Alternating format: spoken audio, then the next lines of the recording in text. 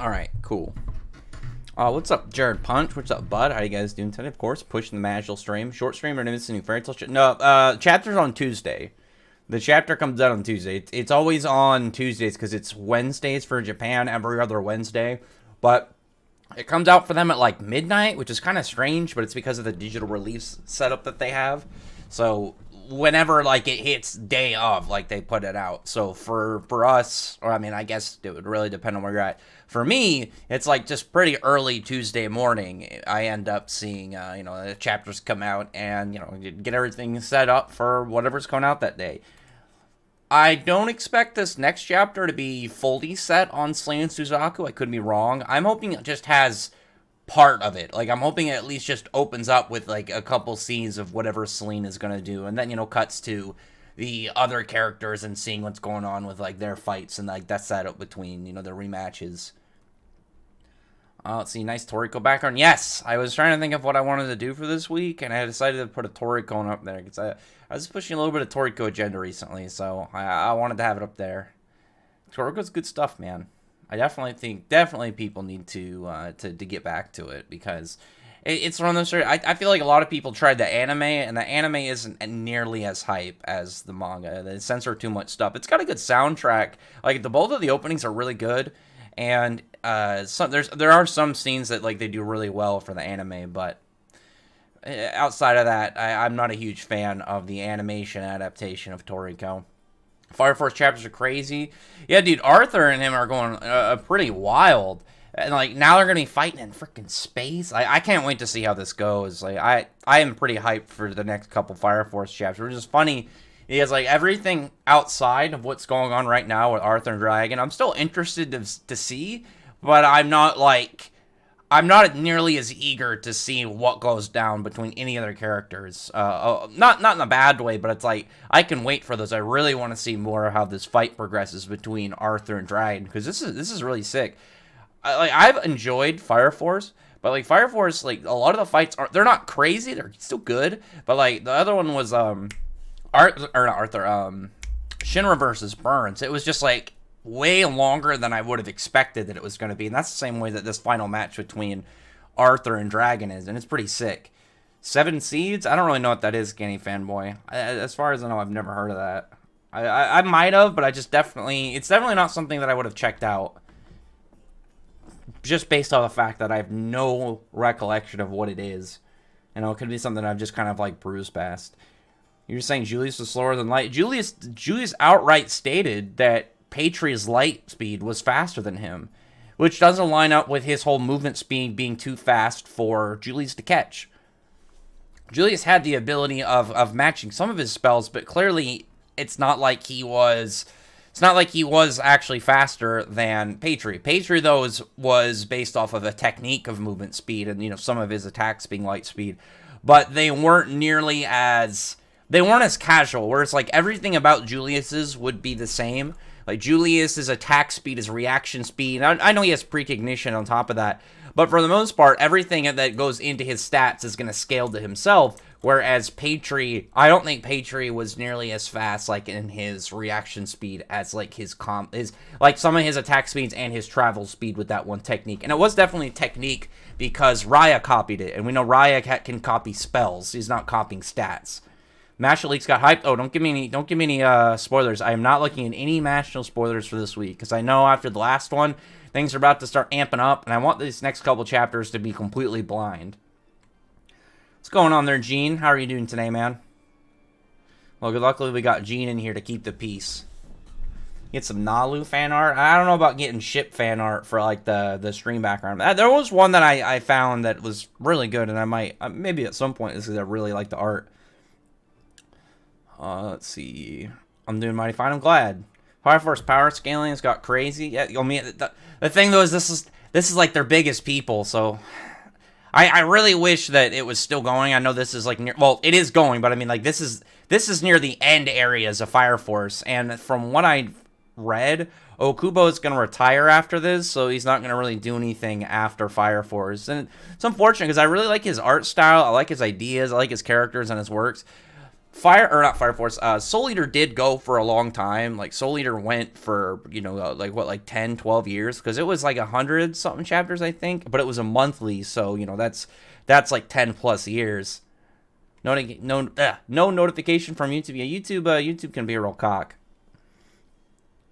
Is this a Toriko background? Yes, it is. Always hyped for the Toriko backgrounds. A post-apocalyptic Netflix original anime. Is it? I've probably heard of it, but I don't ever really watch it. I don't have Netflix currently. I canceled mine a while ago. How does Arthur breathe in space? That's the only thing I was wondering, because I didn't think that too. Like, Dragon, for some reason, doesn't have to breathe in space. I don't know if he's just holding his breath. I'm sure it'll be something that's mentioned in the next chapter, or if there's just something about their powers and abilities that they just don't have to. I don't really know. It's a really weird setup right now with that. I mean, like, everything else is fine, but I definitely am not sure what's gonna go down between that piece, like literally being in space. Hey, I'm gonna post I'll post a link to the Discord, Gene. If people want to join my Discord. I wonder how the new Candy Flurry chapter will go. I like the new character. She seems like Forgetful Klaus. She is pretty cool. I thought that was pretty funny, like her first chapter. It's only 3 chapters in, but how she had that very serious look on her face, and then it proceeds to say something really silly, and then just kind of like show that she's a bit of an airhead. I like that. I thought that was pretty neat. And on top of that, she's got pretty good powers. My favorite thing about the series, I'd say so far, is how the guy is making threatening and dangerous usage of powers you wouldn't expect them to be, nearly as dangerous. And it gives me a lot of hope for Tsumugi's abilities, because right now all she can do is she just forms like a big lollipop. I want to know, like, if this series survives the axe, what upgrades to her abilities are there going to be? Like, what kind of like extra bonuses to like how she fights is going to, how her power is going to advance. So how are they going to grow out and spread? Let's see. Julius has a weird strength level. You should be way stronger than when he saw. I guess he's probably just holding back. Well, he's still stronger than Patri, but Patri was selectively faster. Like, just because he had a movement speed technique and just the nature of his magic. It's kind of like how, an easy example, you can have Kizaru in One Piece. Like, you can have all the admirals be the same strength, but because of the way that Kizaru's fruit works, he's able to do stuff at light speed, whereas like the other guys might be able to react to the certain attacks that he's got from him, but they're not going to be able to like dispense their own attacks at the same speed or do things at the same pace that he's doing. Natsu versus any fire user is basically unfair. A Slayer versus anybody of the same attribute is really unfair. And the thing is, like, people are still doing it. And then when you bring up the fact that like the advantages Slayers have, and then they're like, oh, they can beat any person in this element. It's like, no, you just give them like this specific character a very large advantage, and on top of that, it plays a huge advantage because it's like an outright power counter that also will replenish the Slayer character's magic, stamina, and eventually you'll just you give them enough energy, and they're just gonna break through like a threshold and achieve essentially Dragon Force. With them, and I would assume Devil Force. I'm so curious as like if there's a God Force, because we know from Grey there is an equivalent to Dragon Force for the Devil Slayers, but we never got anything for the God Slayers at all. I'm sad Clannad doesn't have too large of a fandom. I've heard of Clannad. I haven't really touched it much. Could Candy Flurry have a power system like One Piece? It's a possibility. Like the whole thing is like I think it was 100 people have powers. It could easily be more, considering it's not something that just kind of like an event. It was like a character created the candy that gave them powers. So it's like you could easily just make more people with this ability. But it's kind of like the just think of like Whole Cake Island, like spread out. Arthur beats Luffy. Yeah, he chops him. He just cuts him in half. If you want Josuke's notifications, join Josuke's Discord. I think Rax has notifications for his live. Do I? I don't think I do. At least for my Discord. I should. I probably should, to be perfectly honest. I don't, though. I haven't put any... this is the first one I actually... Oh, I just put a link in there for some reason. I meant to put a link to the stream in my Discord. I should do that at some point. I am planning on upgrading my stuff all soon. Like, I want to upgrade... I'm going to upgrade parts of my computer, hopefully over the summer, and then I want to I need to look at some other guys' video editing stuff because I don't want to copy them, but I just want to like get an idea of what I want to do down. I already kind of have an idea. It's like in my my Four Nights of the Apocalypse video, like I wasn't really sure what to do for a background, so I just took the space between time GIF and edited it to be red. I was thinking about just having like a version of the avatar that I've been using, and like have him like kind of like standing in the front with like his hand out, almost like he's manipulating the space between time, and then maybe have like images like when I wanted to say something, and like, you know, I make a statement and then like have a panel of whatever I'm referencing come out of it. I thought that'd be pretty fun. And, you know, maybe get like a border to it. I don't want to do anything crazy, but I'm just hoping to up it a little bit. I really want to just kind of up the quality, you know, a smidgen, and get like an easier style that I can kind of just pretty much have set up, and then all I have to do is talk and then put in the panels. Like, I don't want to do a whole lot, but I do want to make it at least look presentable. If the author is sticking to 100 candies or 96 more, fine, like kind of like Pokemon. Yeah, but there's I could easily make more just from the fact that it was an artificially induced power system. I'm thinking for Prince Shura. Oh God, you do your thing, man. I would Wood Magnet and Sword Strategy against Dante work against a villain like Zero from Fairy Tail. If they can get him to stand there, the thing is like, if Dante is obviously by himself way more powerful than Magna. And it would apply similarly if you have a character who's willing just to stand there and take the attack. If they could convince Zero in some way to let the attack get hit, or if they could, or if they could just set up a trap and then get the chain on him, then yeah. The thing though after that point is like, Zero is physically pretty strong. Like, he was swapping hits with Dragon Force Natsu, and, you know, you see how powerful he was during his fight with Jalal, and that version was more powerful just based on the fact that his scales had progressed more than how they were in the Tower of Heaven. And when Natsu was, when he was fighting him, like, he was just, at one point, Zero was winning. The only reason that Natsu was able to overcome him, you know, he's able to get to the point where he could burn magic. And Magna would be able to match him, you know, to a degree with, like, power, like raw physical strength. You know, they can throw punches. Their magic is going to be equalized. But the second Zero drops Genesis Zero, I'm pretty sure it'd be over. It would be pretty over. What if Natsu versus Sasuke? The thing is, like, with that, I don't really know what Sasuke could do. And I know, like, Sasuke should have, like, up currently... Well, actually, no, because didn't he lose the Rinnegan? And, like... I was going to say he should have the power advantage, but after stuff like the Rinnegan, I think he should be significantly weaker. And on top of that, the thing that Natsu has over a lot of characters like that Naruto, stuff like Susanoo and like a lot of Naruto's upper chakra forms, is, you know, when you have like a cross-verse match like that, you know, you're going to equalize energy. You're going to treat chakra and like ether nano magic the same. So Susanoo would be like wearing a giant thing of gasoline, and Natsu can just burn it. So Natsu just has a really big advantage for stuff like that. And it's really funny because, like, when you compare him to stuff like, you know, like Naruto or like Ichigo or these guys, you know, he's got Getsuga Tensho or say Rasengan or whatnot, like, it's literally flammable to Natsu. So, like, he's always going to have advantage over powers and abilities like that. Whereas, like, someone like Luffy, Natsu wouldn't have that same advantage, but, like, Natsu's just outright more powerful than Luffy by a significant margin. Or you can look at, I mean, on screen, Toriko. Toriko doesn't have any of these problems. He's just going to be throwing massive hands and squish him. Okay, there's a lot of inappropriate messages from, I don't know, Nanami Eleanor. Neven, or I guess Nevs is like Nevs, little Nevs.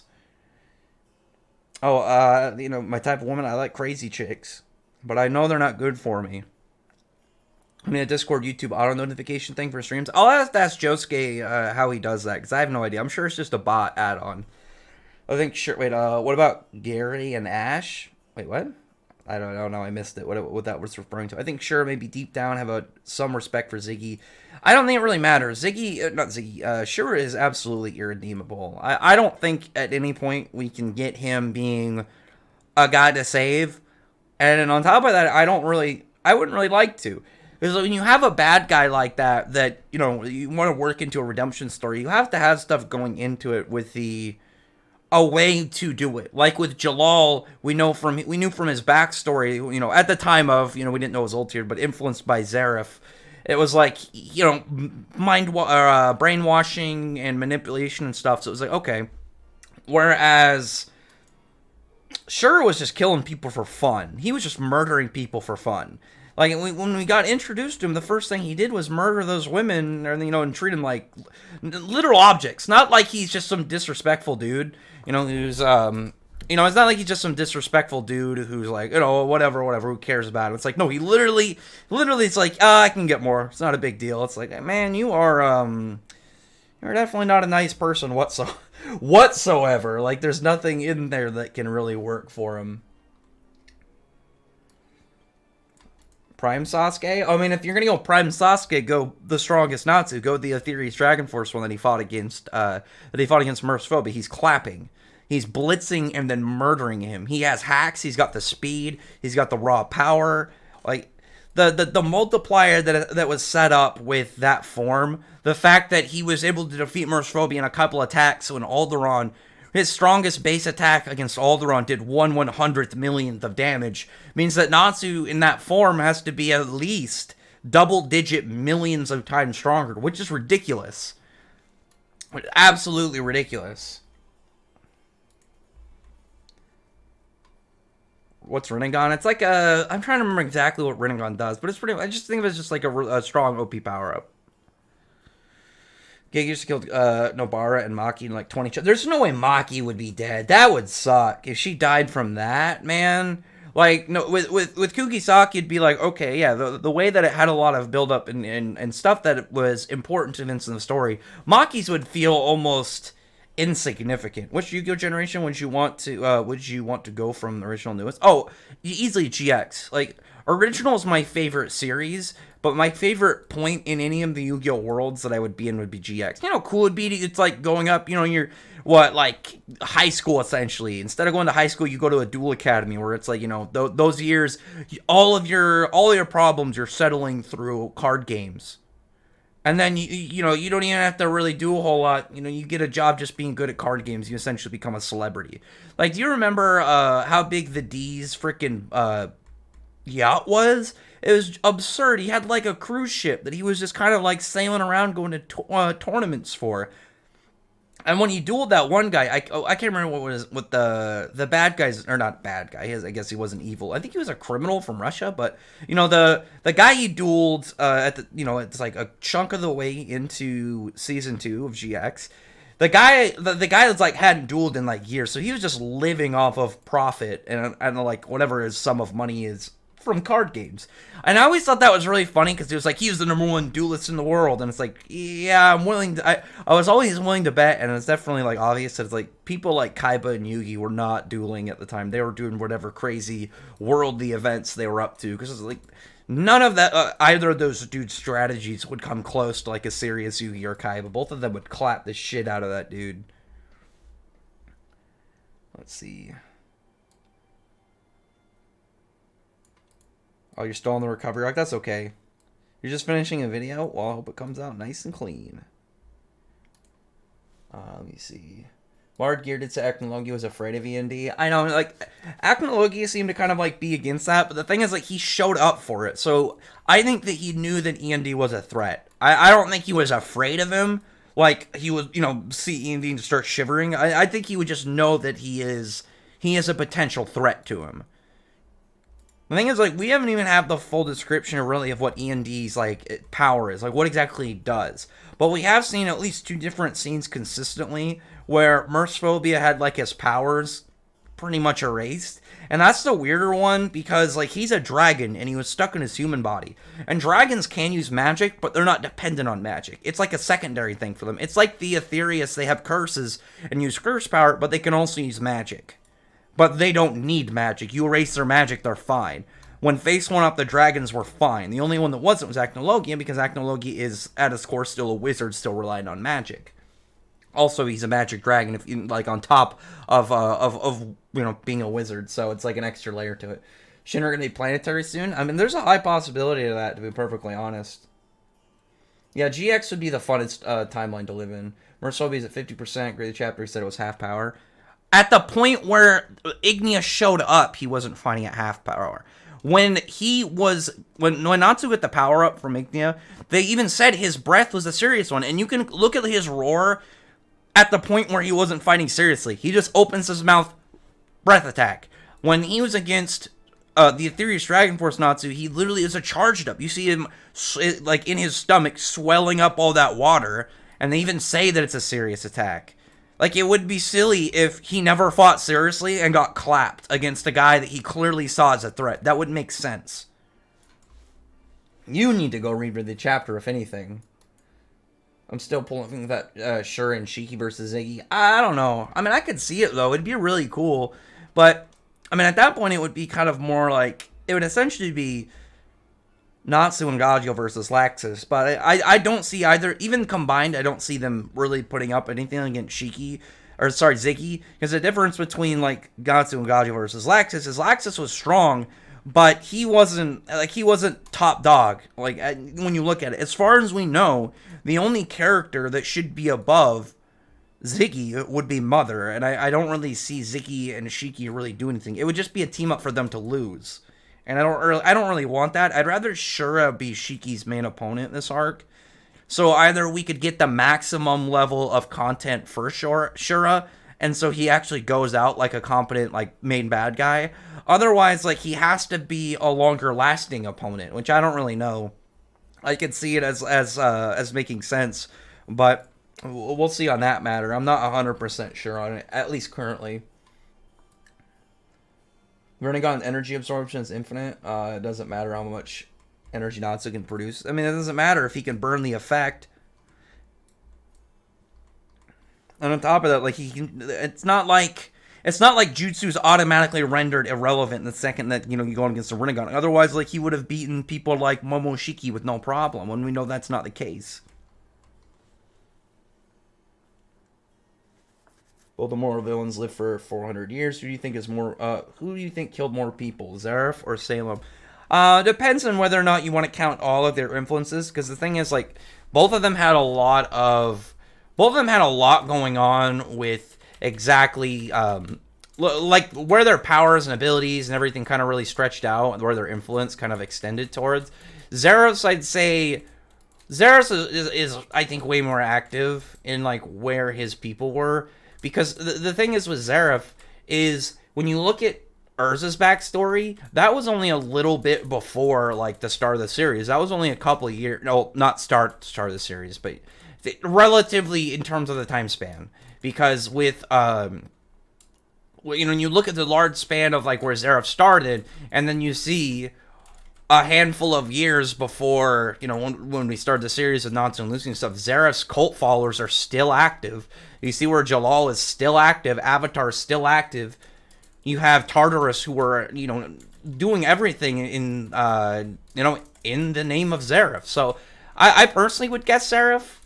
And on top of that, if you look at, like, large scale, I mean, Zeref was going to fuck with the whole timeline. So it's like, you know, I guess you're going to count everybody and everything at that point. If Salem was as successful as Zeref, she would have already completed everything now. The only reason that she hasn't is because she's kind of I wouldn't say an idiot, but she's definitely got stupid people working for her. Because the thing is, it's funny, is Zeref wasn't trying to do a lot of the stuff. Like, he wasn't out here really actively trying to get all this accomplished. This is stuff that just people who worshipped him were doing, like, that they were able to perform and get done. It's really funny about that, just because, like, when you really see everything that became, you know, in the story that related to Zeref really wasn't something that he himself was trying to get done. It was just people decided to do in his name. Let's see. I think Percival is beating the Holy Knights too fast because we haven't got introduced to the other three knights. I mean, he's only beaten, like, what, Talisker? Because he didn't really beat, oh god, Pelagard. Pelagard, you know, he obviously had to leave. He hasn't beaten Ironside. I don't think the only one he's beaten is Talisker. And on top of that, like, the Holy Knights shouldn't be really that big of a deal, I would imagine, in the large scope of things.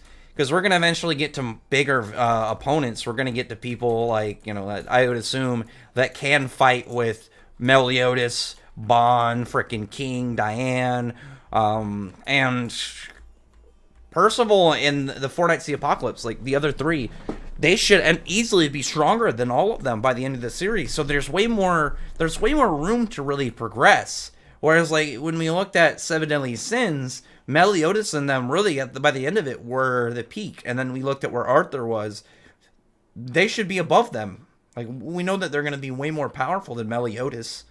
So there's way more of a ceiling to go through. So, you know, busting through some Holy Knights is no problem. Think of all the Holy Knights that Meliodas beat within the first frickin' 15 or so chapters. He was clapping them. Like, he was no-diffing people. Do you remember when he first went to the capital? And, like, he was just no-diffing all these guys. He was completely fodderizing them. I remember the one panel when these guys, there was like 5 guys these attacks, and Meliodas just full counters it, takes them all out. Like, I think all of them in their introductions, they were no-diffing Holy Knights. So I don't think this is a problem. Because this is somebody who's more powerful. Percival's power level ceiling is way higher than theirs. He should be more powerful than all of them, if not combined. Oh, thank you for the super chat. Come on, let me look at this real quick before I get some more of these comments. Irax, would the Fairy Tale Guild have issues with someone who's willing to leave people for dead when they do similar things? One Guild Arts versus Hades. Full power, EOS, and then some other things. I mean, yeah, because like the thing is, like the Fairy Tale Guild, they're independent. They're more for them, you know, they're more for their own guild. Anybody in the guild is their main priority. Like people within the guild is their priority. But they're for the most part still inherently good people. Like they're not gonna let somebody just die. Like if they just found someone dying and then you decide to walk away. I don't think it would really go for just the way that they're, I want to say raised, because, you know, a lot of them did grow up in the guild, but kind of just the tone to them. Because, you know, you don't mess with them, you just decide to get to know them. They're usually pretty friendly and pretty good people. I think that it would be for the most part, it would be like if you met somebody and then like in real life, and you know, you don't have to be the nicest guy ever, but if somebody said, yeah, I found this guy dying, and then, you know, you asked him if you called for help or did anything, just like, no, I went home, it'd just be like, what's wrong with you? You just probably be really appalled and just think there's something like seriously wrong with that individual. So I think at that point they would. I don't think they have to go out of their way to do everything they can for people. But, you know, if it's directly there, you know, they're going to try and do something. Also, yeah, in Guild Arts versus Hades, full power. In the arc, like, in Sirius Island, obviously Hades would beat Guild Arts. But then if you look at, you know, where they're at now, I mean, you use full power Hades versus current Guild Arts is clapping. And then EOS Laxus versus Hades. Yeah, the current Laxus should have zero problem against Hades. It's not even close. Hey Rax, glad to hear your voice again. Well, I'm glad that you're here. How are you today? How are it going with you guys?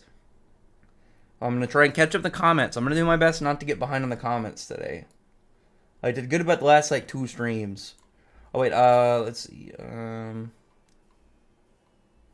Think Lavender, they're Yu-Gi-Oh! And if so, which era? Wait, what? We're currently in Yu-Gi-Oh! 7s. What do you mean? We're in a new Yu-Gi-Oh! Right now. Yu-Gi-Oh! 7s is currently running. I actually have liked 7 so far. I'm really hoping that by the end of the season 1, we can get into some more of like the Yu-Gi-Oh! It doesn't have to be super dark. I don't really think Yu-Gi-Oh! Has to be dark. I obviously, you know, I like that Yu-Gi-Oh! Will get randomly very aggressive with their duels and, you know, way over the top. It's the overly crazy, complex, serious situations about Yu-Gi-Oh! That is my favorite part. In terms of the story. I always really like it when things just get so out of hand and it's always having to do with card games. And it's usually after season 1, like near the end of season 1, when things get absolutely insane. So I'm hoping that happens with 7s too. For anybody that's currently watching it. I think Selena will be eaten by Diablo's Guildmaster. I hope not. I'm fully under the assumption that Selena's going to die. You know, I don't know if it's going to be this arc, but at some point 100 Years Quest. But I'm hoping Georg's not the one that eats her. Because, like, Georg has the, you know, obviously, like, every character has the potential to be someone amazing. But the thing is, like, I don't know if Georg is going to have enough to outweigh Selene, so I wouldn't want to get rid of Selene for his sake. Selene is like a Rax fanfiction dream.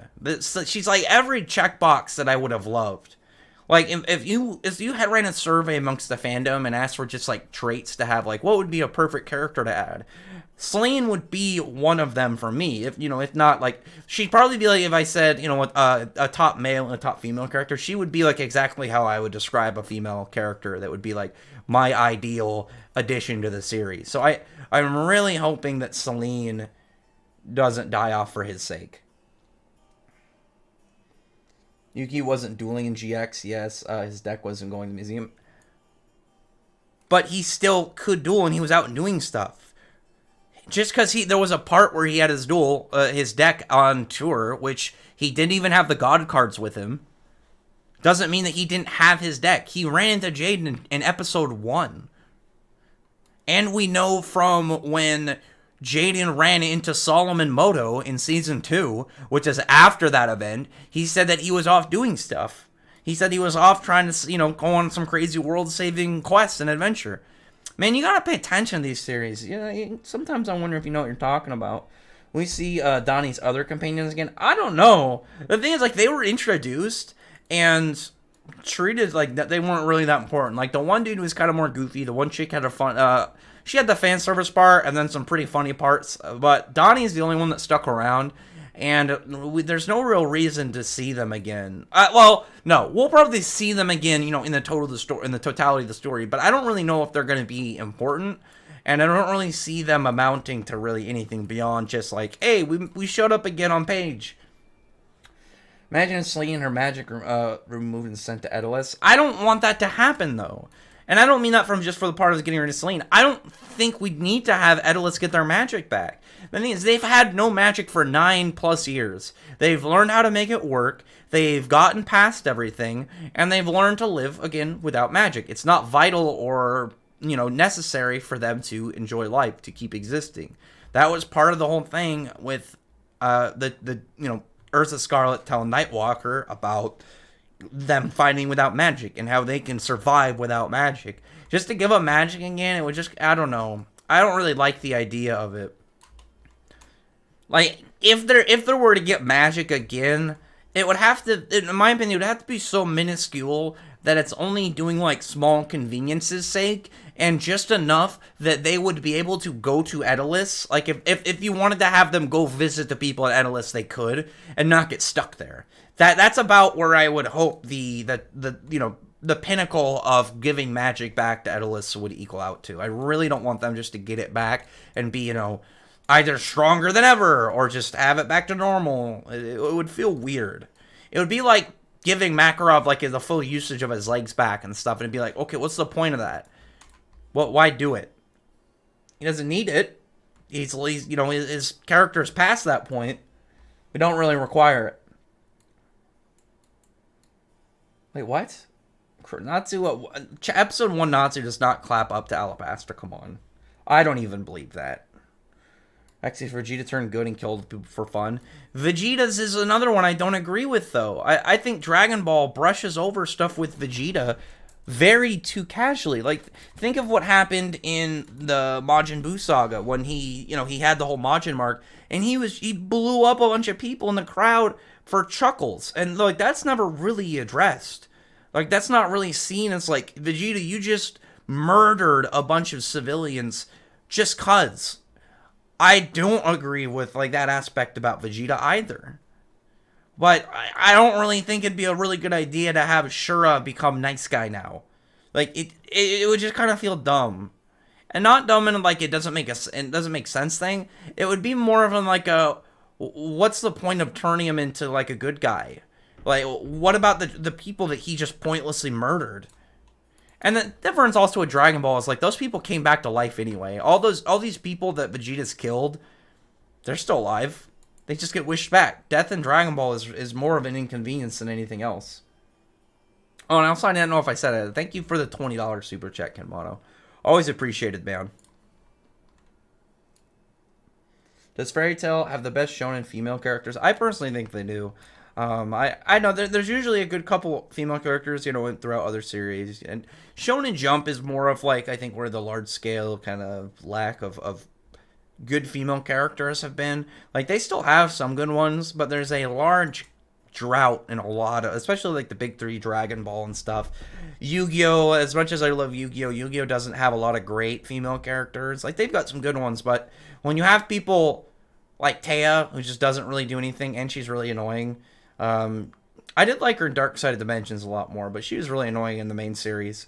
And then you have Alexis. I didn't really like her very much. Akiza, I did like. What's her name? Tori and Zexal is by far the worst female lead of any of the Yu-Gi-Oh! Female leads.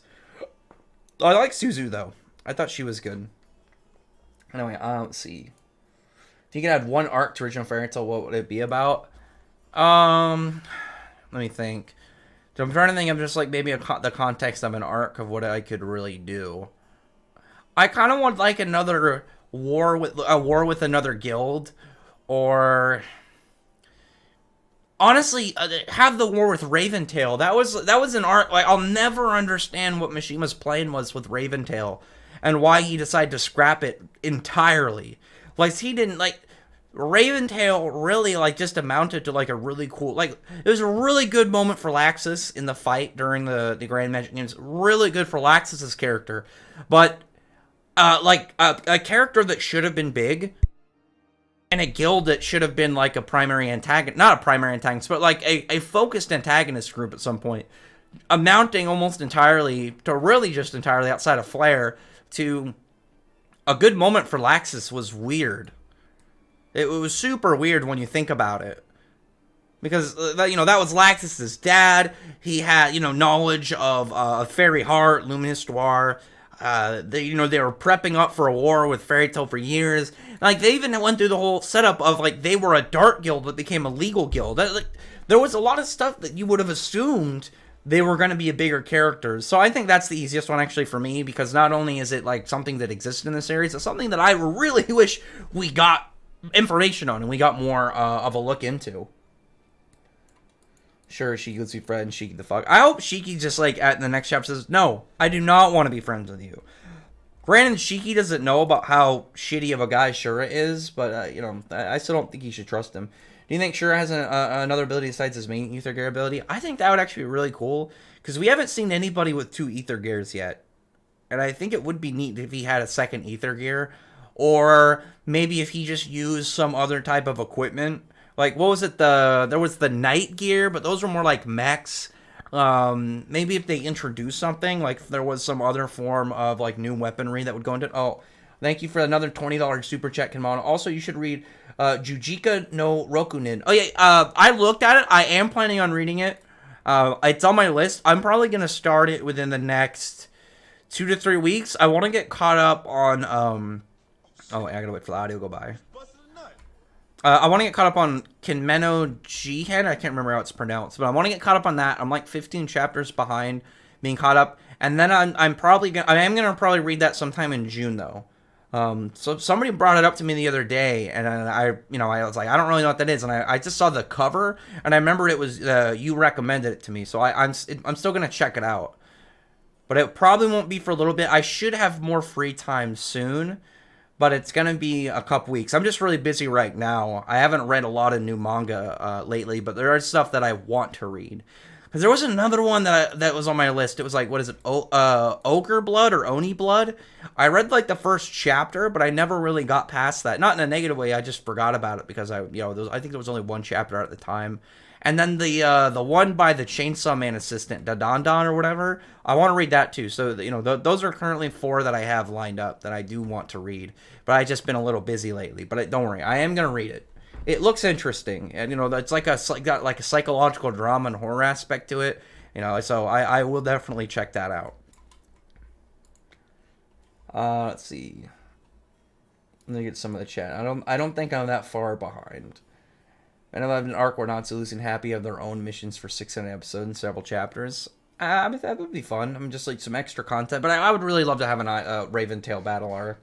Or they're shown in an anime. Oh wait, other anime can top all the screen time. Oh yeah, the main cast of them? No, they don't have any. Who's your least favorite member of Team Natsu, not including Exceeds? I can't really say, like, it's too hard for me. It's like one of the things I do really love about Fairy Tail is, like, I love the entire main cast. I think they're all great. I really like all of them. like, even including the Xyz, I wouldn't really be able to pick. Like, I really enjoy like the core main cast, like a lot of the characters that kind of swing in, like Gagio, like Jalal, you get Mira Jane, even occasions, like, I mean, even occasions Sting and Rogue. Like, those would be the only ones I could probably, like, if I had to really say least favorite. Maybe, like, Sting and Rogue. But that would only just because we don't get nearly as much as them in comparison. But, like, I still really like a lot of, like, Mishiba's, like, primary used characters. Like, the only person that really I'd be able to kind of, like, say that I'm not a huge fan of that's, like, still somewhat frequent in the story is Mest. Like, if Mest was involved, I'd say, yeah, Mest. I don't hate Mest, but Mest has a very consistent track record of making situations worse for people. Of just making it harder for the people that were there with, like, stuff that he's done. Like, I'm still really annoyed when he did memory manipulation on Brandish to attack August. I'm like, why would you do that? Why would you possibly do that? You know this guy's really OP. You think a sword stab is gonna be enough to kill him? Like, I remember I was just like, man, this is a terrible idea. Why would you do that?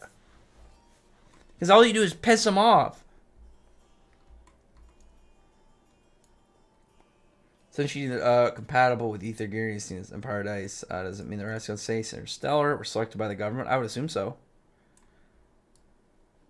Will any of the other characters summoned to Elentir? Yes, I think there are going to be characters summoned to Elentir. The thing about this arc is any living character can be brought to Elentir at any point. It's all up to Selene. Selene can bring people over at any point she possibly feels like it. And the only characters in the whole existence of the series that would be able to resist, like, physically try and prevent her from doing that are Igni and Viernes.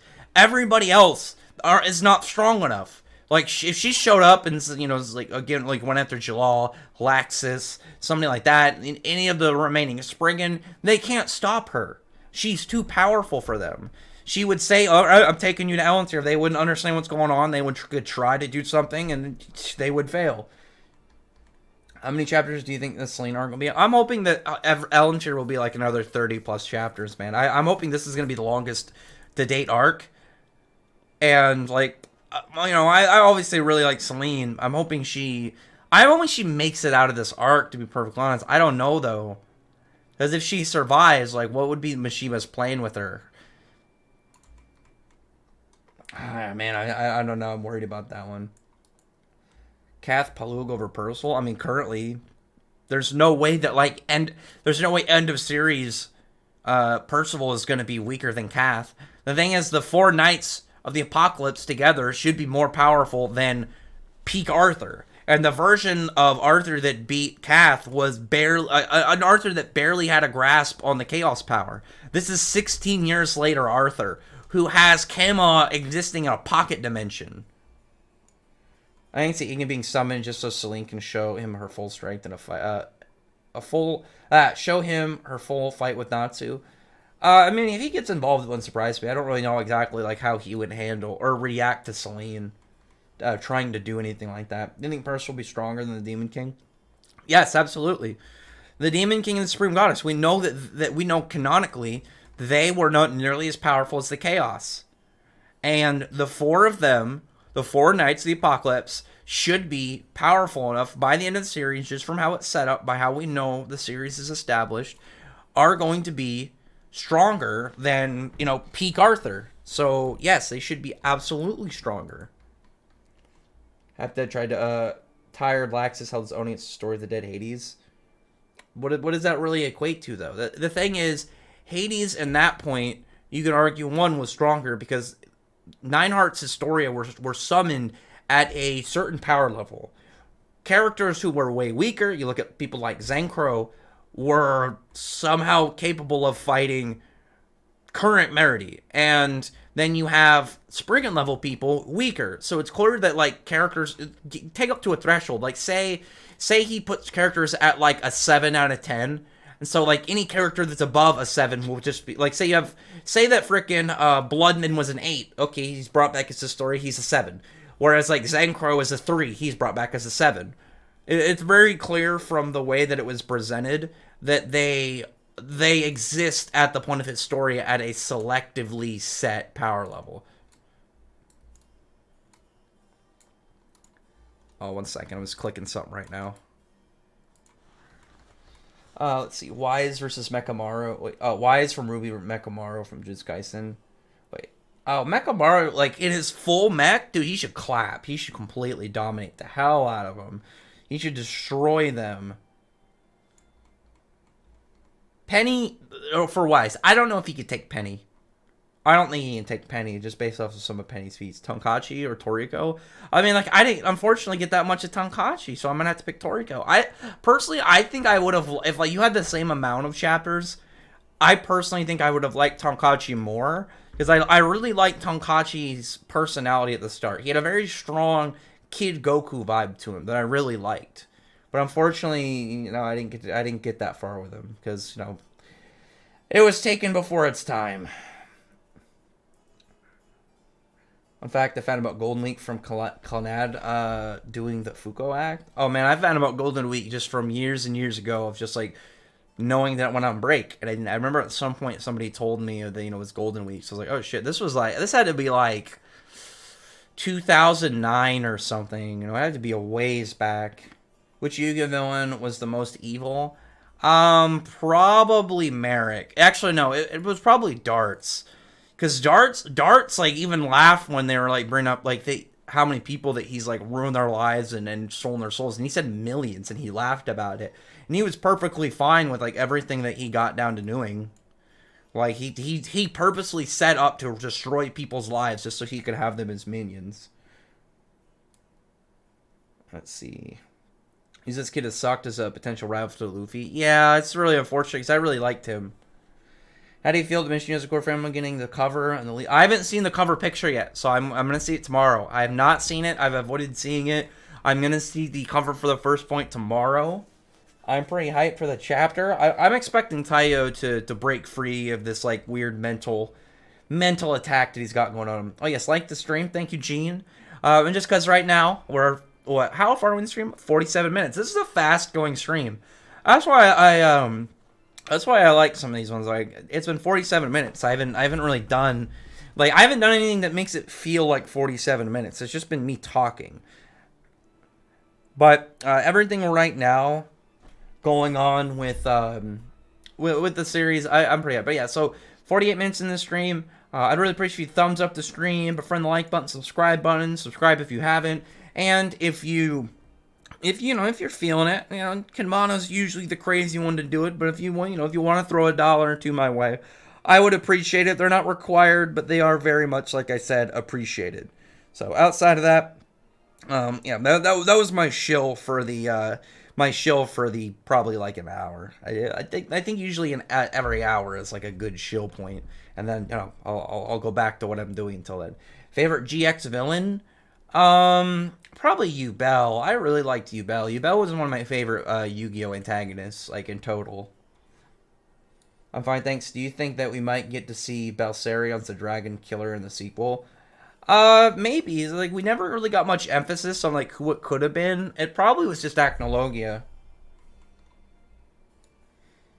Alright, so far, would you say is the worst ruler Nero or Faust from Edelus? Oh, definitely Nero. The last time I reread the Edelus arc, and then I'm probably rewatching it as well, Faust wasn't a bad king. He was still kind of crazy, but he did everything for his kingdom. He didn't, like, he never really made it out like people were, you know, trash, like, just kind of objects. I'm sure he would have this somewhat of the same kind of maniacal, you know, ruler thing.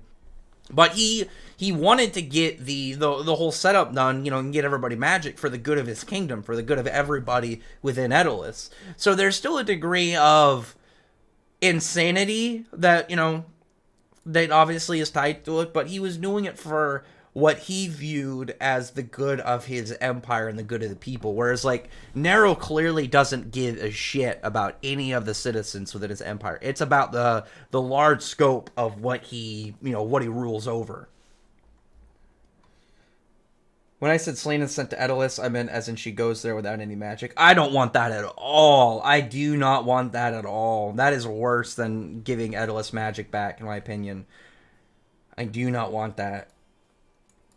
Like, that'll upset me. Like, Selene just gets her mad. Like, because the thing is, like, it's weird with Merphobia, and I think it has something to do with Natsu's Ethereus powers. Because Zeref had Fairy Heart completely burnt out of him. He had to have it completely burnt out for him to lose the Fairy Heart form, for him to have no magic left, and Merphobia not only had his magic burnt out, but that, he had like a permanent change because he's a dragon, but he's stuck in this humanoid form and has no magic left. But him having no magic shouldn't really matter because dragons aren't dependent on magic. It's weird. But if she doesn't have magic and then somehow she's stuck in this form, being one, it would have to have something to do with Natsu. But on top of that, like, I would be so mad about that. Do my girl over like that. What's up, Phil Jones? How are you doing, man? Oh yeah, do you think that there might be the real Akamo hiding somewhere in the world? I have wondered that as well because we never got confirmation he was dead. What's up, Joe ZX? How are you doing today? And Susie Boy cut Selene's moon. I do not think he's gonna cut through the moon. Thing is, like, the moon right now is absurdly bigger than just, like, the standard moon size. Make sure an anti-hero or at least growing threat in making, like, Shigaraki. I could see that. I think that would be a much better angle to go. I don't want him to kind of... I don't think he could have the same thing as, like, Gajil or anything. Where he, starts to go down a path of redemption. Just based on, like, how little he cares about the lives of others. And he doesn't have the whole thing of, like... really seeming crazy. It just seems more like a product of his environment, of how he grew up, the fact that he's like this. Let me see. Let me get some more of these comments. I see Selene befriending and helping out Team Natsu like Merphobia did, because she did say she wanted all the dragon gods gone. Well, she just wants it for her own setup, though. I don't think if they beat her, she's going to suddenly be nice. Zach, who's your favorite character in Invincible? I kind of liked Robot. I thought he was really interesting. I can't remember his name if he just changed it. And, I only watched it once through. I'll probably rewatch it again soon. But I thought he was pretty cool. And then I did like Mark. I thought Mark was a good dude. I remember looking up the author Nicholas Drew on fanfiction.net. I don't really read any fanfiction stuff. Which fairy tale arc would most want to rewrite, even the smallest part you didn't like? It would either be Tartarus or Alvarez, but I would want to make them longer. Like, I'm fine with, like, the whole setup for him. The only thing that I would say to rewrite, outside of just extending, is I would have really loved it if Mishima had Zeref take Mardgear. Mardgear becomes more powerful through, stuff through Zeref, and God Serena doesn't betray Ishgal. I would want God Serena to gather all the Dragon Slayers to train them. And then that's where, instead of finding out, like, how powerful the Spriggan 12 were, it'd be like, you see how powerful he is, but then he mentions that all of that Zeref has, or at least in the context of what we would know at the time, Emperor Spriggan has 12 people on that level. And that's what I would really like to see instead. I think that's the only thing that I would have majorly changed in any of those arcs, because, at that point, that's like a full story and character alteration. Who do I like more, Shura or Zero? Currently Zero, but I think it'll be Shura by the end. Because the thing is, like, Zero was very, like, he was only in a handful of chapters, but he was really fun for those chapters. And, like, that fight is still one of the best fights in the whole anime. Like, they added extra to it in a way that was very beneficial. The music, the way that they really hyped up, Natsu having the whole dragon presence to him. Like, it was great. Shura, I think just because Shura was going to have more content to his character, easily has the potential to overtake him. But that's something, that it is a wait-and-see kind of thing that's going to be a bit in the future. But, like I said, we'll see on that. Mess to sus. Mess is definitely sus, man. Never piss off an OP character, especially main character. Oh, just like broken people in general. Rex, you seen who's worse from the boys, or Homelander or Omni-Man? Probably Homelander. The only difference is we know that he's intentionally holding back his want to murder everybody. whereas like Omni-Man just kind of goes through with it. But Homelander definitely doesn't have the same. He doesn't have that same sliver of good that is in Omni-Man. Like if you watch the show, there's still somewhat a good part to him. It's just there's a way more complicated setup of like his whole Tide of Viltrum than Omni-Man or than Homelander just being a complete psychopath. Will the Holy Knight stay relevant in the series? I'm hoping so. Which Stark features worse? Feature Lucy's timeline or feature Strong's timeline with the androids? I mean, did he beat the androids? I mean, in Feature Lucy's timeline, by the time it got fixed, she died and then went to, she essentially went to heaven and Levy was left there by herself. So, whereas, like, Trunks went back to his timeline and defeated the androids and then everything was good, I would imagine, for, like, the remaining people. So I would definitely say Feature Lucy's timeline was worse because they didn't really fix anything. It was more of, like, they just prevented it from getting worse, I guess. That's really just the best option for it because we know that she essentially went to heaven afterwards, so it's not like her timeline really got fixed. Let's see. It's not at me. It's not at me. Do you think Reiner and the Warriors did deserve sympathy and empathy? I think theirs was one that you can understand just based off of like the context of what they were doing, why they came over there. They were trained for it. It was something they were put onto, impressionable child soldiers. I didn't really see it as the same for them because, again, the amount of manipulation that would have had to go into getting them to that point by, pretty much a extremely corrupt empire of Marley and whatnot, that it would, I wouldn't really blame them entirely, where it's like Shura definitely just has a complete disregard to the people around him. Zero care. Oh, 1 second. 1 second.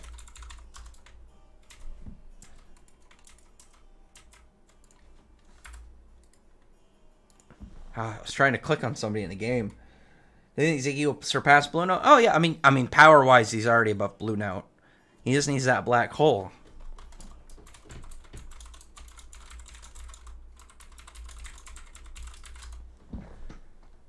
He just needs a mini black hole and he's good. On episode 15 of Jujutsu Kaisen, Todo is one of my favorite characters, only beat by Nami, Sukuna, and Yuji and Gojo. My favorite was Nanami.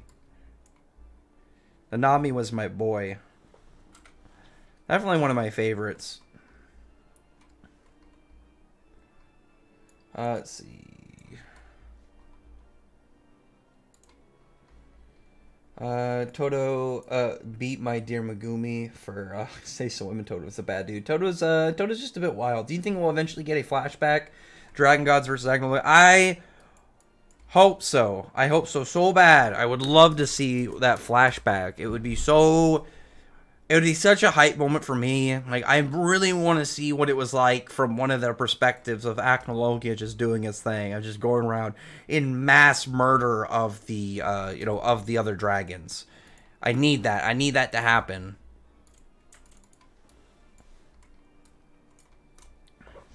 We'll see what Mishima does. Maybe he'll throw me a solid. How far am I? I don't think I'm very far behind in the chat. Okay, I'm not. You think Acer versus Vonica went? I mean, we know she took a hostage, so I think clearly Acer was stronger, but it just came down to cheap tactics. I had thought about this for some time now, but Ruby would have been so much better if Salem wasn't immortal. I don't think that's a problem. I think Ruby would have just been better if it had consistent writers. It's really sad because, like, legitimately after Monty died, like, it kept going further downhill, in my opinion. There were some hype parts, but it just really kept teetering further and further from what what I enjoyed about the series. So Luffy got bodied again. Yeah, he didn't have a good day. If you could rewrite Ruby, what would you do? I mean, I would stop, like, they're so pandering to the shipping audience that it just gets stupid. I would not have all, like, treating Adam like he was just some off like barely relevant offset villain. Oh my god, I remember so many annoying things. Not have Crow be an idiot. Not have freaking Nora be a complete moron. Not have them think that, oh, if we just, we can't let them take the part of Atlas, going in the clouds. It's like, you guys can stay behind and defend the people. They can still move the military way up in the clouds to make sure Salem can't get to them. But, do your thing. And then, beat up the Aesop, so it just completely leaves them with way less fighting force. I still haven't watched Folly Made. I don't know if I'm going to. I just, they killed my enthusiasm for the show and the series. I just don't really care anymore. Thoughts on Amber from Invincible? I didn't like Amber. I hated Amber. I thought she was a bitch. Like, she was so... She thought, like, her value was more important than him having... One, he's a superhero. Secret identity. But if you're aware what he's doing, and you see him getting the shit kicked out of him to near death on a regular basis, and you're gonna be like, oh, you didn't tell me you were a superhero, blah, blah. It's like, of course he's not going to, and two... Why is this about you? Like, how you see all these times that he's just barely scraping by life by, like, a couple inches. I do not like Amber. Did people actually believe Luffy could beat Kaido that easily? I was starting to think it. Like, he was matching hits from him. And it looked like he could match him, but he just couldn't hold out that level of power, as Kaido was doing it regularly with his hybrid form. Whereas, like, Luffy's was just... on a much more limited usage of, like, his hockey and probably just his stamina at that point. Is Josuke streaming? Man, I really don't like streaming when other people are streaming. Oh, Faith is streaming too? Man. I'm not a fan of going when other people are going. I don't know, I think it bogs up the channels. Is he streaming or is he going to stream? Josuke's buried Sting. Your video defending him won't save Sting. When did he bury Sting? I gotta do that Sting video. I meant to do it last week, but it's still on my list. I'm gonna do it soon. One thing that I'll probably do before I get to it is I had a thumbnail prep, but I kind of want to change it. I don't really like the one that I prepared. It's not bad, but I don't know. I'm just not as much of a fan of it. When did Josuke talk about Sting though? I see male characters now in tier. Do you think it's a coincidence? I think it's just a female-focused arc, man. Like, we're getting all this stuff with, with the Moonlit Beauty God. Celine, obviously, as the primary antagonist. The only one we've really gotten that's, like, male is Suzaku.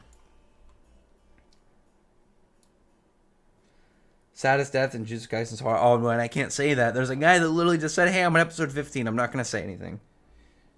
Blue Lock goated. Isn't that about soccer? No thanks, man. That blue box is about tennis or badminton or something. Racer's OP. He definitely has. The thing is, like, he's got that charge time, and it seems like you can only hold that form like for a brief period of time. I would like to know though, I want to know the mechanics of how his eraser ability works. Rex, how strong do you want Arsenal and to be after this arc? Do you think that we can get much stronger than the time skip saga? Depends on... The thing is, like, I don't want them to be too much. But maybe, like, the lower tree devils, like, first or second gate. I don't really know. Because it's hard to gauge Asta when we know that, like, his anti-magic is a factor in like, that, how he was beating Nama and Lilith.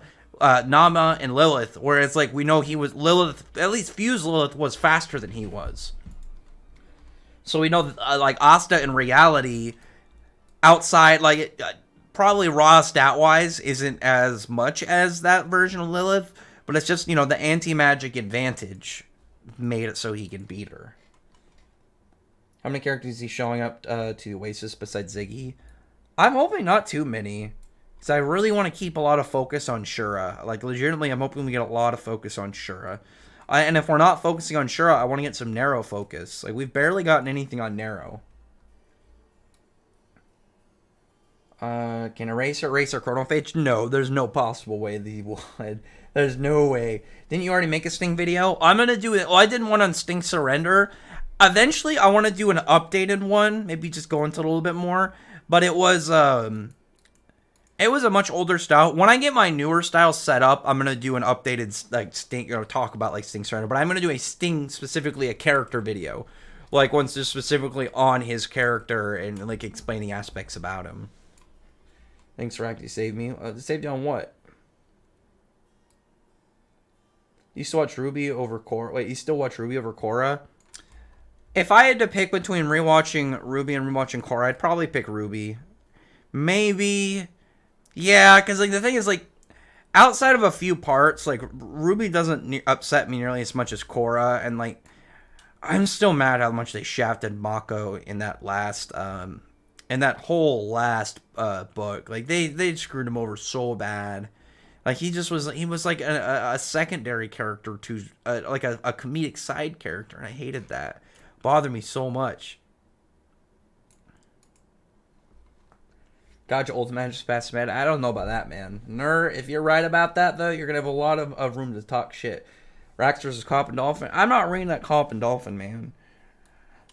Out of raw salt alone, I'm not reading it.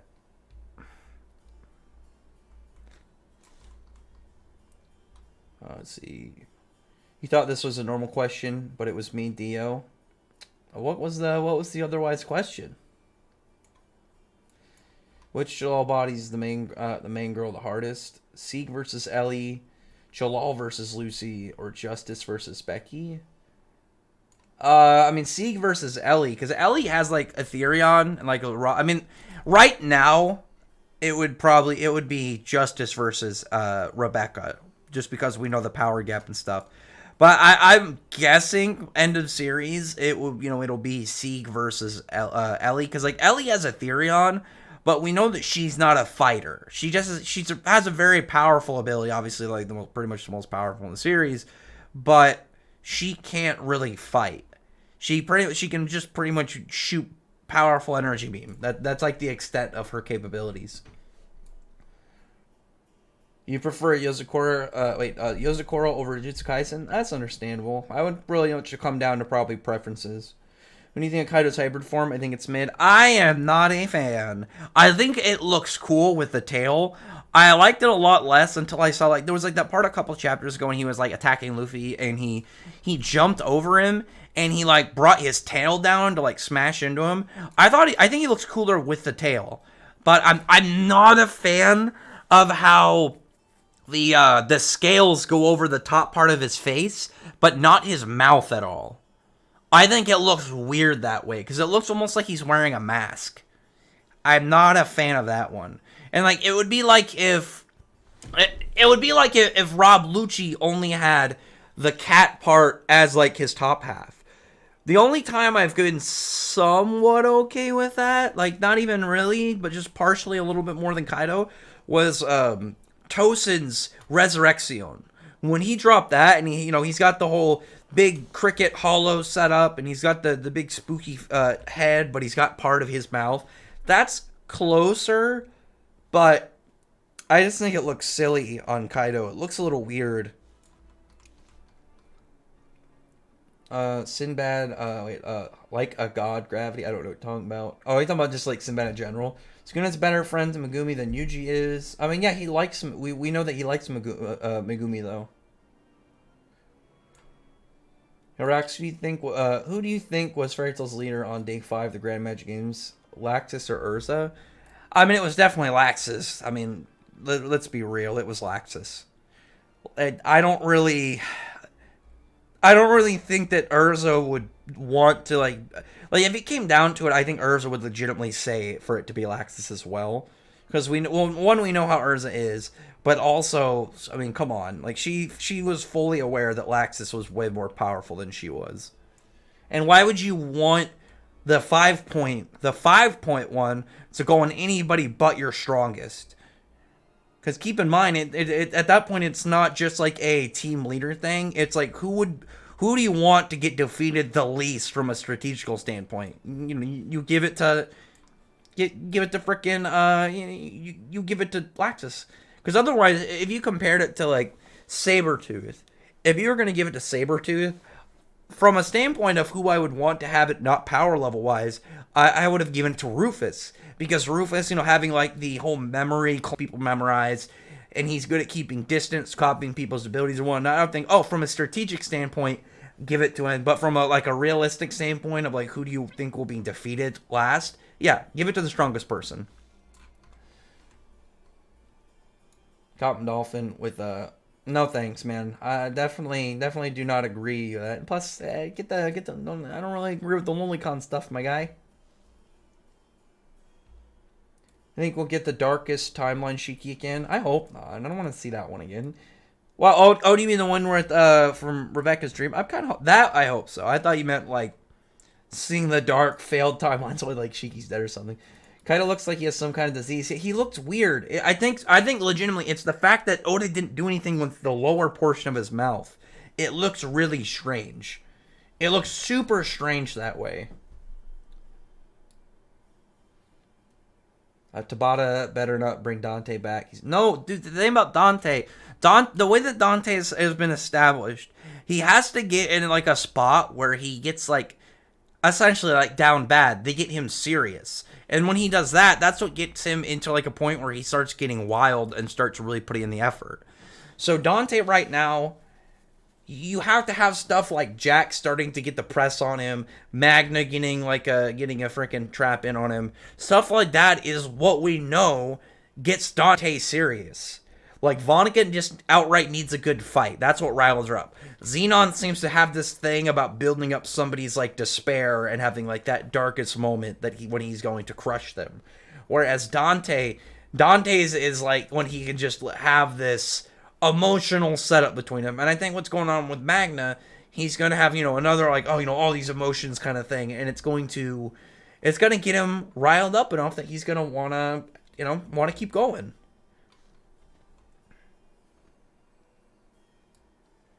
Let me see. If you had to choose which hairstyle, would you have Shura's or Gagio's? I mean, I'd probably pick Shura's just because Shura's would be more manageable. Gagio's hair is probably like heavier than his body. I want to stop off-screen shit, show us the fights. I think it's just going to be like he's going to do it in the manga, and then the anime is going to put more on it. I think he's just used to that at this point, and he's going to keep doing it. Dante versus Hades, with and without the heart. Oh, without the heart, I mean, like, what does he do? He's going to be an old man. His stamina is limited. He doesn't have access to his broken magics. He has the raw power, but I don't think that's going to be entirely enough against him. Because the thing is, like, what we know about Hades, the only thing we really know with no heart is he's fully susceptible to, like, Natsu and main class level people. So Dante should have no problem. With the heart, Hades should have zero, like, not zero, but very little problem crushing Dante. Absolutely just destroying him. Because, like, someone like Bluno is canonically way weaker than Hades. And on top of that, I would say weaker than base Hades.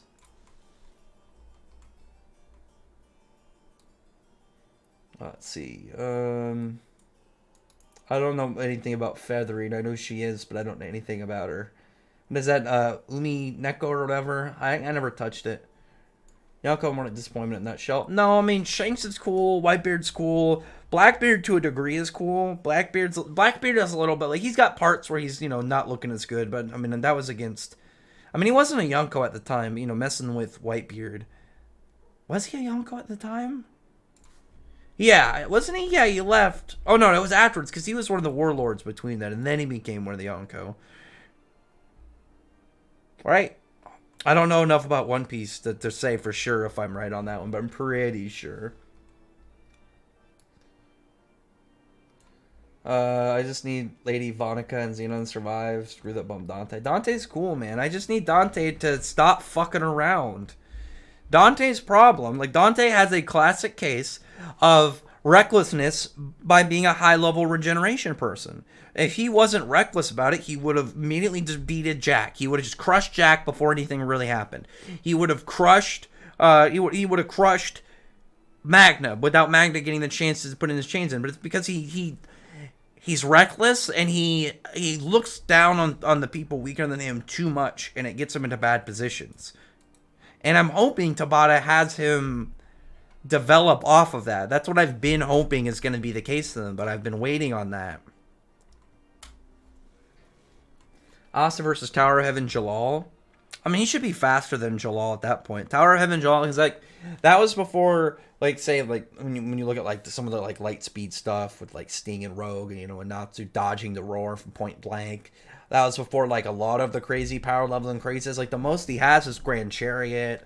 I'd be curious if, you know, the argument for Altiris, because, like, it has, like, some properties of a black hole, but I don't think it is a black hole. And you know, and then like Abyss Break is just literally just really big, powerful magic blast. I think Asta, like especially current Asta should do fine. Yeah, he shouldn't have really any, relatively no real problem against Tower of Heaven Jalal. Because like Jalal still has Wizard Saint scaling, but that only does so much for him. Whereas like, I personally would say like Captains and Wizard Saints, like Clover Kingdom Captains and Wizard Saints, from what I would gauge, are around level with each other. But it'd be like Shura it would be more of a match just based off like better speed feats than Tower of Heaven Jalal, but also way more physically powerful, like way more raw muscle, and that's like that would be like a huge factor against Asta. Whereas like Asta's speed wise and reaction wise should have no problem with Tower of Heaven Jalal. What's up, Minzel? I don't know if I've seen you in the streams before. How's it going, man? I just looked over. I see a casual hello and a name I do not have set to memory. What do you think of the next Yozakura family after this arc? After this arc, I'm hoping for a couple chapters of kind of like aftermath, where we can kind of see like the characters talk about, any new information they're going to get, large scale reveals, finding out about the first head of the family and stuff. What was this game? Kawashita, maybe figuring out like what more about his plan. I want to at least say like aftermath stuff, because like I said, I've only read through it once. I do plan on rereading through it relatively soon. Definitely at least one more time over the summer. It'll probably be sometime after this arc, or at least near the edges of this arc, that I'll just give it a reread. It doesn't matter. Sinbad can change. Yeah, but the thing is, like, he talks about Sinbad's lightning, like Jin Sinbad, or Dijin, or whatever it's called. Not like God Sinbad, like normal Sinbad, just the lightning power. I've asked Nur about that, and he specified he meant like just the lightning powered Sinbad. I don't think he's talking about God Sinbad. Will Natsu get married? Yeah, I'm sure he'll get married to Lucy by the end of the series. I mean, I'm sure most people believe that. Read Togen Aniki. That's the Oni blood or whatever, isn't it? That's on my read list. Don't worry, man. That matters if spellbooks. Spellbound, black, all magic, and hack space abilities that Sinbad had. Oh, you're nothing about me. But I think he's specifically talking about just the Jin-equipped Lightning Sinbad. Those for him is going to cover an 34-page increase for chapter 83. Oh yeah, I forgot. I did see that it was getting a beefy chapter, this one. So I'm guessing this arc is not, like, it's not going to be like another, 20 chapters or whatever. It's probably going to be like ended before 90, I'm guessing. Because for the most part, the fights are out of the way. It's just Kawashita and the stuff with Taiyo that's still going on. So I'm guessing a couple more chapters. And then maybe, like, if there's, like, self-destruct on the island, they gotta escape the island. And maybe, like, a secret boss or two. Mew is your Jujutsu Kaisen wife. That's the blue-haired chick, right? Simple domain sword style, right? If I recall correctly on her.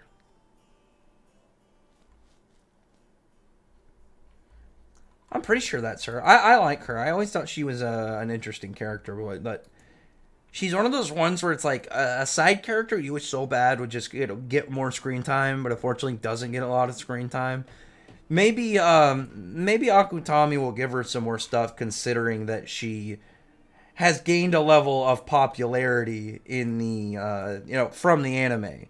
Because out of all the characters in the anime that got popular, I expected all of them, you have, main character people, you got frickin' Satoru Gojo, Nanami, Mahito and stuff. Like, the people I expected to be, popular once the anime came out, those were the guys.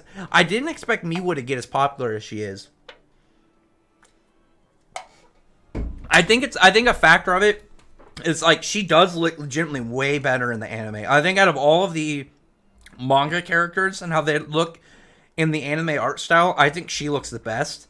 And I think that combined with like she has a cute fun personality. She's got a cool sword style where for the most part it's just very simple swordsmanship, but I like the whole ability to kind of cancel other people's curse techniques. She's got a very easy to understand backstory, and she just seems like she's a fun, likable character, and I think that really did a lot for her existence in the series, as well as it did a lot for her popularity. So I was pretty hyped about that. Did I read Arumakun? I read the first 2 chapters.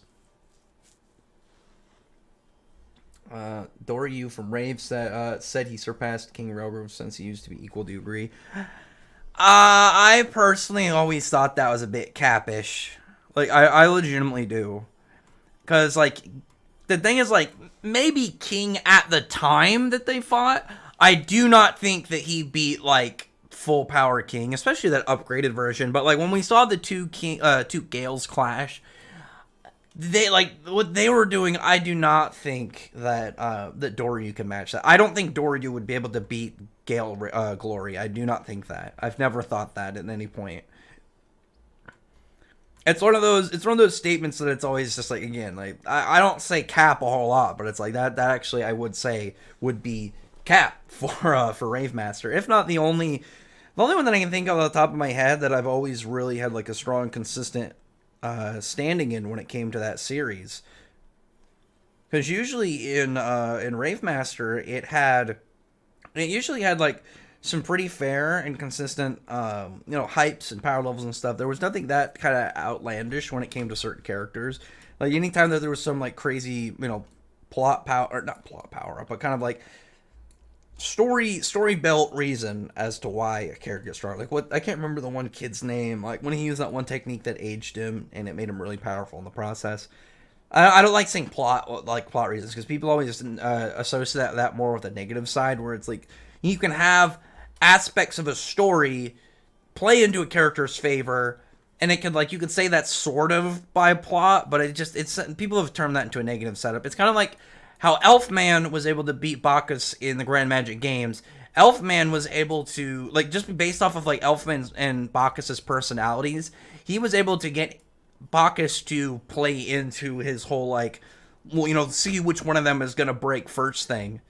And the only reason that worked is because of, Bacchus's personality and how it kind of works well with Elfman's. And you can kind of see that, again, almost sort of as like, a plot reason, but I think that's more of just, by the setup and structure of the story. I think Belnica and Ruby the Penguin should have done more in Rave Master.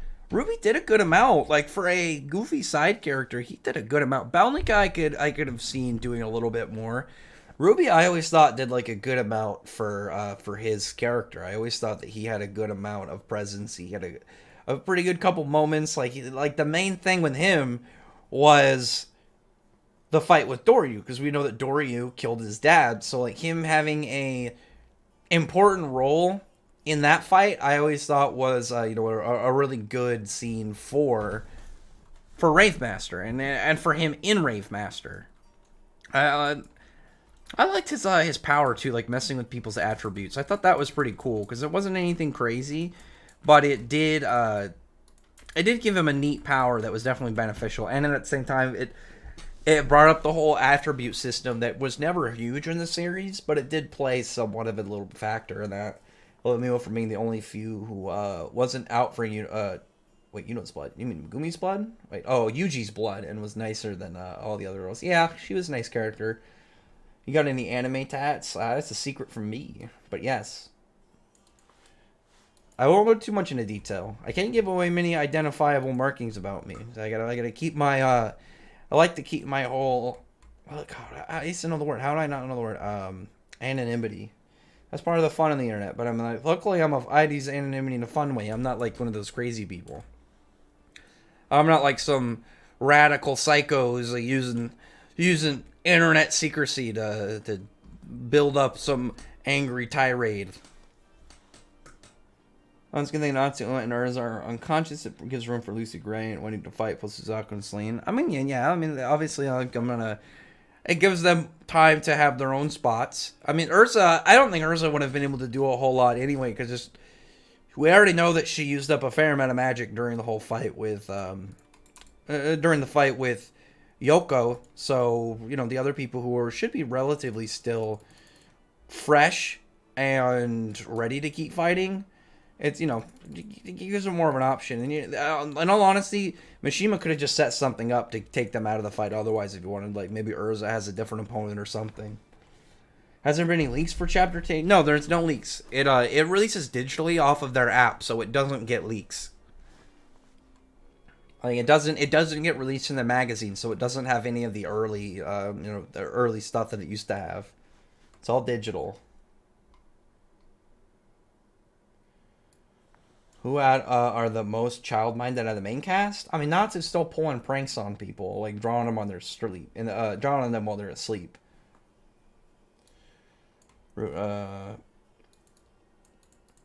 Mahito's domain expansion. Yeah, it's cool. What'd you react when people say they don't like Natsu? I don't know why. Like, Natsu's cool.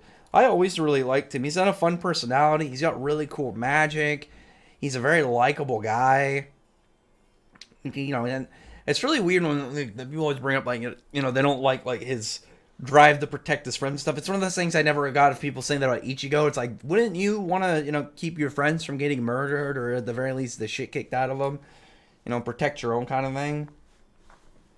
What's your opinion on Big Mom's mothering mode? There was a moment like that Josuke brought up. But it's like, why didn't she care when or what's his name? Is it Momoshiki? Whatever Odin's son's name. When he was being he was getting beaten the hell up and pretty much crucified. Why was nobody upset then? Why was Big Mom only upset when it was Tama?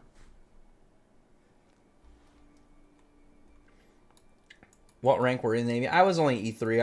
I didn't try and climb the ranking ladder. I just wanted to get in and do my shit and get out.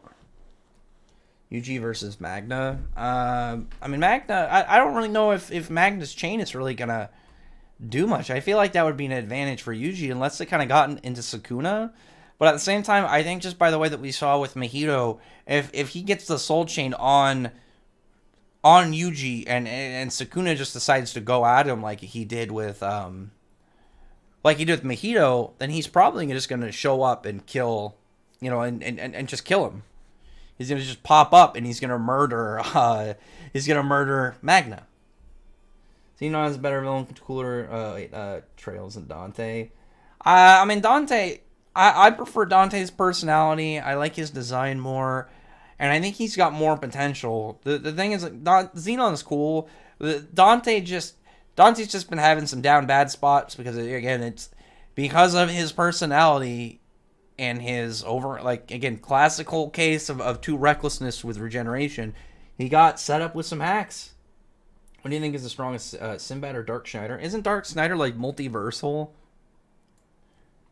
Geto was the Megumi of his generation. Yeah, pretty much.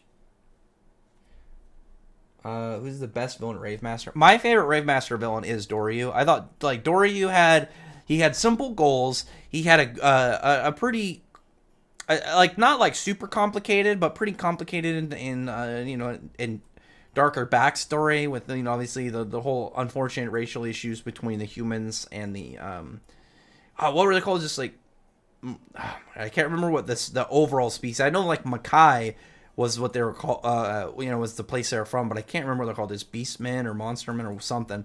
Either way, I thought his whole setup, everything about his story was cool, and that was my favorite fight in the whole series. Is the whole fight with Doryu. It had multiple parts to it. It had a really sick additional aspect to it. When the whole battle itself with Doryu in the end, the big finish, the big conclusion for it, I thought that was great. It was such a hype moment for for essentially everybody involved, to be perfectly honest. Current Percival versus current Boruto. Boruto claps. Percival can't do anything. Anyway, we're at like an hour and a half. We've got 26 people in. I'm glad everyone's showing up. We're keeping it strong. We're keeping going. If you guys got more questions, you can keep dropping. My favorite anime, my favorite series obviously is Fairy Tail, but I've had to pick the anime. Besides Fairy Tail, I'd pick like Yu-Gi-Oh. Yu-Gi-Oh is one of the only series that gets me hype as it is. Like I love a lot of other series, but like, man, Yu-Gi-Oh gets me so excited. If I had to pick though, I'd probably pick Fairy Tail overall, just because like I have a much stronger attachment to it than any of the other series.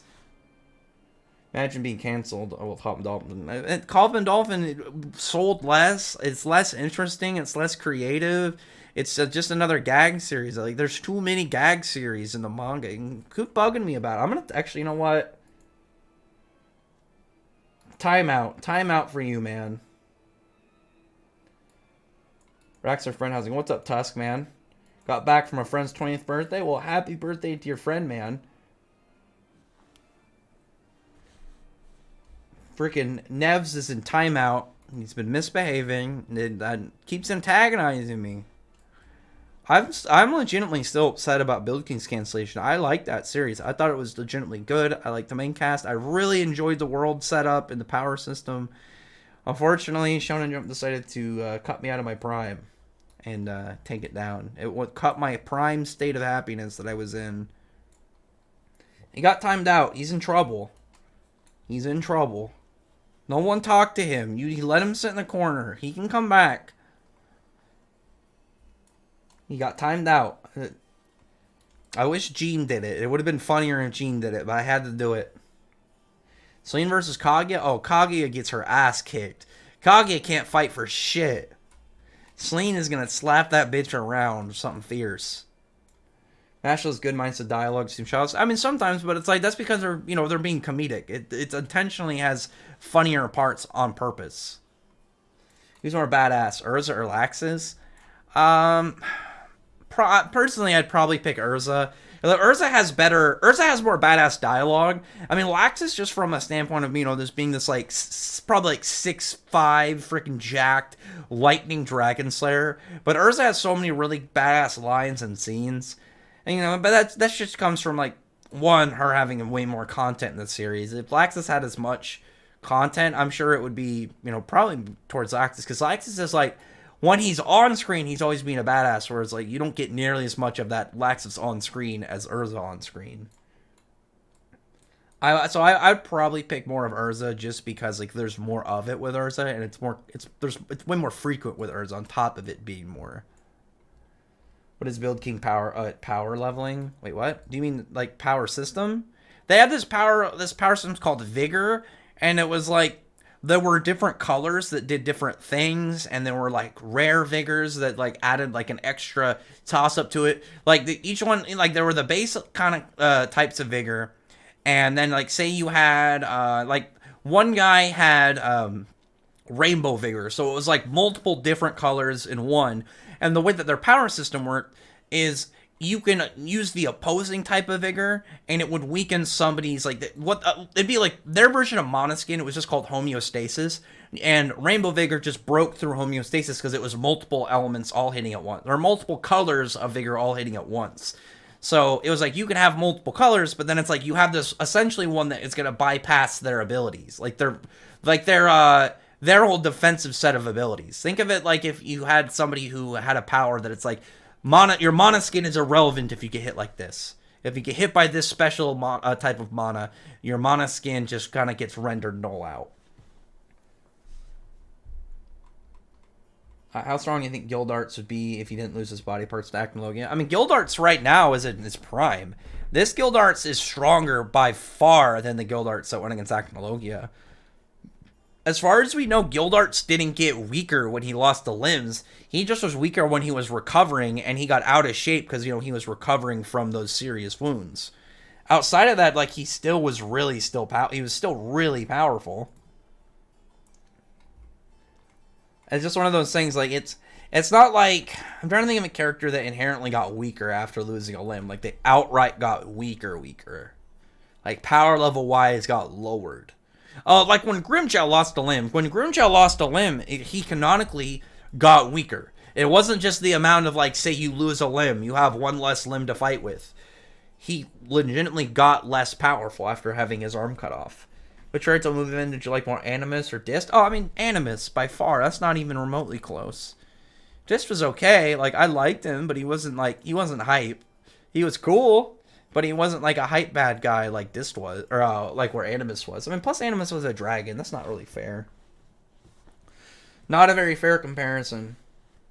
Oh, the Hollow Moon from the Naruto movie. Yeah, I mean it was. Wasn't there like a smaller moon inside of it or something?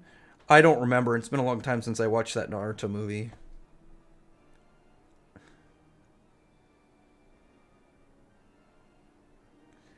Let's see. There's more people on top of the whole Hollow Moon. Yeah, Hollow Moon theory. It's Kishimoto projecting. Kishimoto is secretly about Hollow Earth. Actually, if it was Hollow Earth, like from Godzilla, like the Godzilla movies, you know, I mean, I'm on board for that one. Bring the kaiju in, man.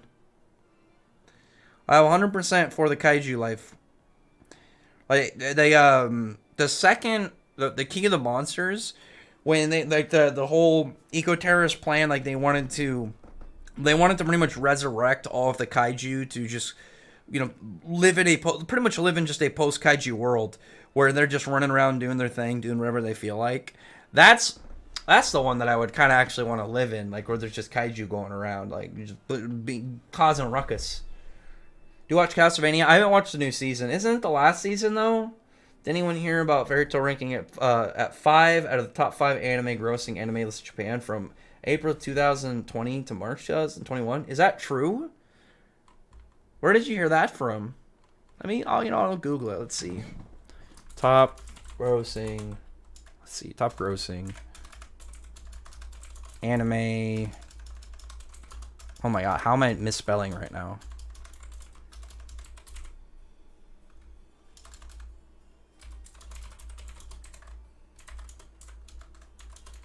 All right. Like, where have you seen this? I'll look it up. Like, I'll be surprised. It's like the anime's been over for a bit. We haven't gotten anything yet. I know there's like a weird thing of like when the series get over, there's like a big wave that, you know, of profit. Like that happened with Bleach. I know Bleach's manga sold a bunch over the couple of years after it ended. And I think personally that's one of the reasons why they decided to bring the anime back. I think they saw that there was a still very active amount of Bleach fans just kind of like existing out here. Whereas like if they can do that with Fairy Tail, that would be like a really good reason to, you know, give us a good 100 Years Quest anime. Please and thank you. Nevs, quit misbehaving. I don't want it to time you out again. Tokyo TV top 5 anime profits. Okay, I'll look. I'll put Tokyo TV.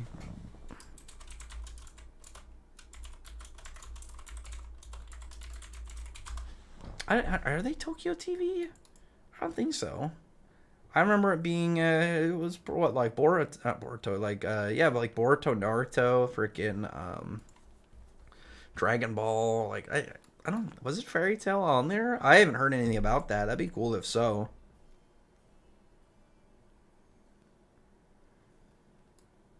Where am I gonna even find it? I don't know where I'm gonna find it on. If you can find it, at me on Twitter.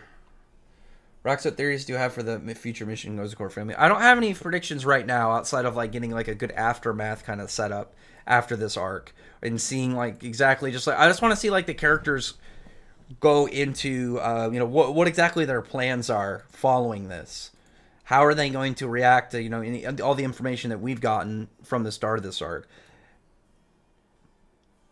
Because after this arc, I think is really going to set the tone for the future of the series.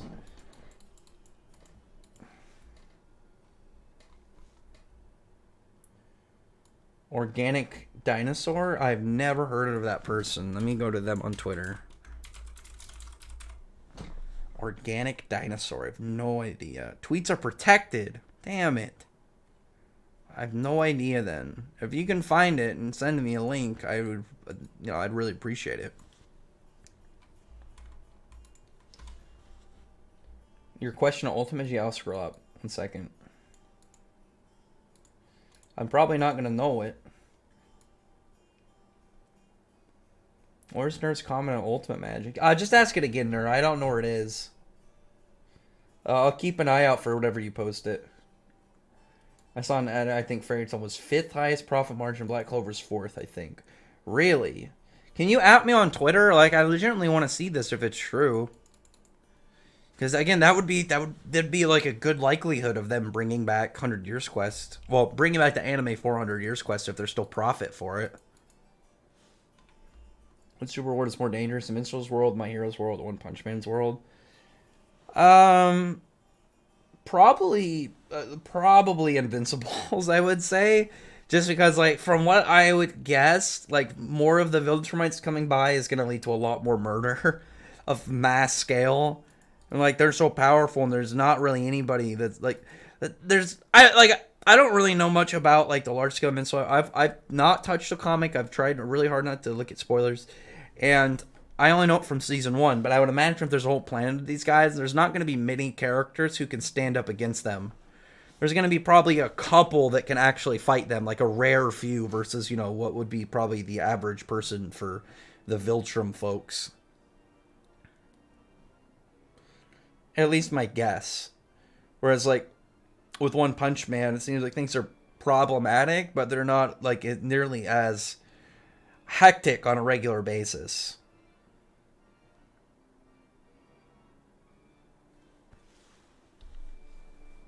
Anyway, we're a little over hour and a half. I think I'm gonna end the stream here.